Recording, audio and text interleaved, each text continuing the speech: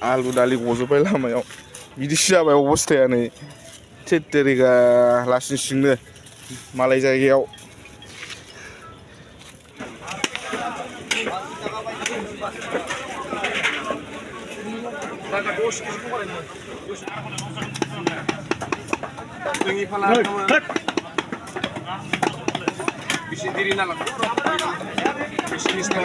Halo लोगोफोर खुलुमबाय आं सायखं दिनैनि मोनसे गोदान ब्लगाव साफ्रोमखौबो गोसो गोरबोजों दुंब्रुदै बराय हरबाय आङो दायो दङ माने डिमाकुसि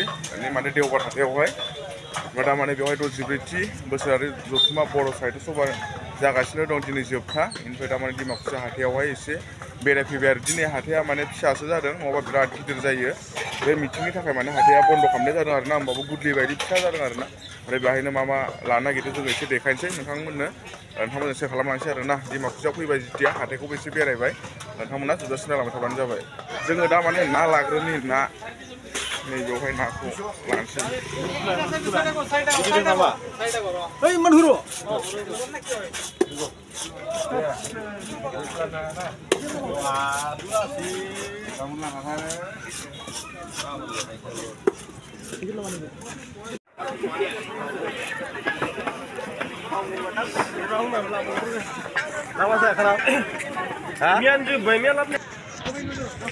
बेरायगासिनो दङ जोङो दायो हाथायाव ओमफ्राय जोङो नाखौ लाबाय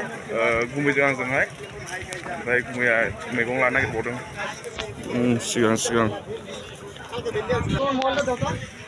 लोगोफोर नैबेफोर दखानफोरखौ नायनो हागोन नैबेफोर दखानफ्रा माने खालि गोजा आरोना नैबे मिथिंनि थाखायनो माने हाथायखौ बन्द खालामनाय जादों नालाय नैबेफोर दखानफ्रा सेस खालि गोजा आरो बेफोरो नङाबा दिनैनि दिनाव बिराद गिदिर जायोमोन हाथाया ओमफ्राय बिराद मानसि जायोमोन आरोना बे हाथायावहाय डिमाकुसिया आरोना डिमाकुसि टाउनजोंनो लोगोसे नांजाबखानाय आरोना बे हाथाया बेनिफ्राय माने दिनै देवबार नालाय दिनैनि दिनाव बिराद गिदिर जायोमोन जाहैबाय हाथाया ओमफ्राय दा माने आंबो नैबे मिटिङावसो दंफैयो नालाय ओमफ्राय दिनै देवबार दिनै मिटिङा जोबथा ओमफ्राय आं हाथायाव एसे बेरायफैबाय आरो बेखौनो नोंथांमोनजों सेयार खालामबाय ओमफ्राय नै दखाननिफ्रा खालि गोजा आरोना ओरैजाय नैथिजाय दखानफ्रा खालि गोजा माने मिटिंनि थाखाय बन्द खालामनाय जादों नालाय ओमफ्राय नैफोरो जाहैबाय गावारि गावलिया बेफारिफोर माने फैदों आरो बिदिनो फिसा थुब थाब जादों आरो ना बिथिंजाय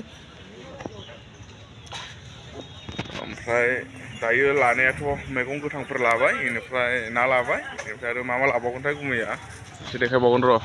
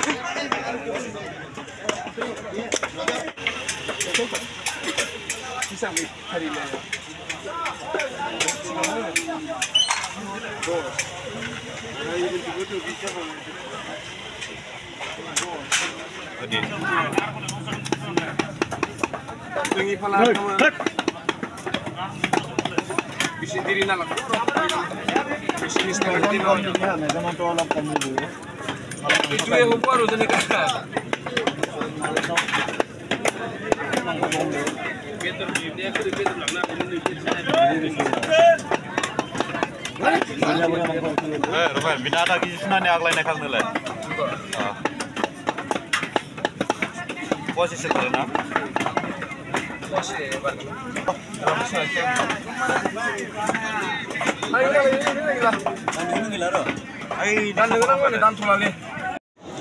लोगोफोर अमाया ओरैबायदि अमा बेदराव माने सेख'लायनाय जादों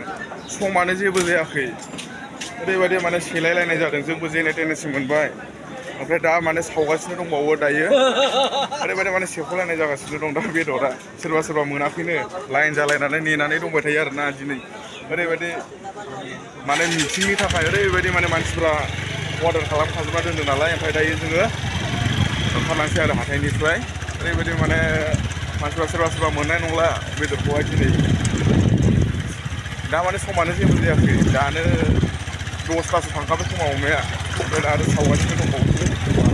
बारबायसो 10थानि बारा जाबाय बिदिनो आरोना डिमाकुसि हाथाया ओइ गबाय आं गगोन सानदों आलुआ गजोब्बाय जोंना लामायाव नै आलुआ एकदम आलु दालि गजोब्बाय जिजोब्बाय नै सि आलु दालि गजोब्बाय लामायाव बिदिसो जाबाय अबस्थाया नै थेत्तेरिगा लासिं सिंनो मालाय जायगायाव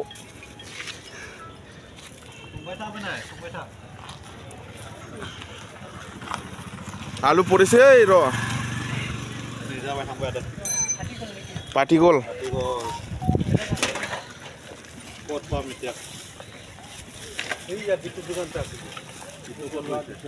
नै दालियाबो जिबाय ओइखौ हमलाय नोङो बेनोथ' ओइसिम जायाखैनो लेथ्रा नाखि डुबोयो दालिथ'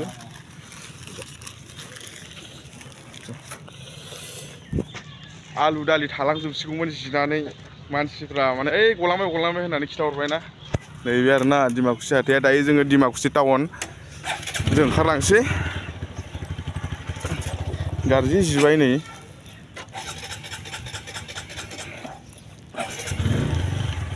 डिमाकुसि टाउनखौ एसे देखायनोसै नोंथांमोना एसे डिमाकुसि टाउनखौ नायदो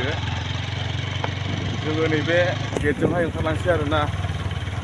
नैबे दा माने जि जायगायाव मिटिं जाबाय थादों 64 दजिब्रैथि बोसोरारि ज्योतिबा बर' साहित्य सभानि मेन गेटजोंहाय ओंखारलांसै नैबे जाहैबाय मेन गेट मिटिङा नैबे उनथिंजाय जागासिनो दं आरोना ओमफ्राय मिटिङावहाय दाहाय थांगोन नैबे मेन गेट ओंखारनाय गेट बियो नैबे जाहैबाय डिमाकुसि टाउन इयो ओमफ्राय बेवहाय पुलिस स्टेसन दं नैबे ओंखारनाय गेट इयो मिटिङावहाय दा बेलासियाव थांनोसै दा माने एसे बाजार खालामनानै एसे संनानै जानानै बरियानि एसे रेस्ट लानानै दा ओंखारनांगोन आरो नैबेनो जाहैबाय डिमाकुसि टाउन दै बेयो डिमाकुसि टाउन बेकग्राउन्डआव एसे नायनो हागोन उनथिंजाय गेटआनो गेट डिमाकुसि टाउन इयो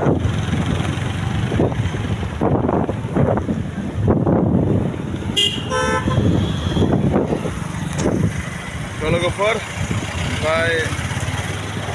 भिडिअखौ बारा गोलाव खालामना लोगोफोर बेयावनो फोजोबनोसै दिनैनि ब्लगा बेखिनियानोमोन खालामो नोंथांमोना मोजां मोनदोंब्ला मोनसे लाइक होनानै आरो चेनेलाव फैनानै चेनेलखौ साबस्क्राइब खालामना लागोन होननानै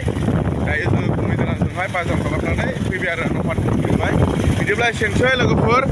गोजोन्थों जय बर' हारिनि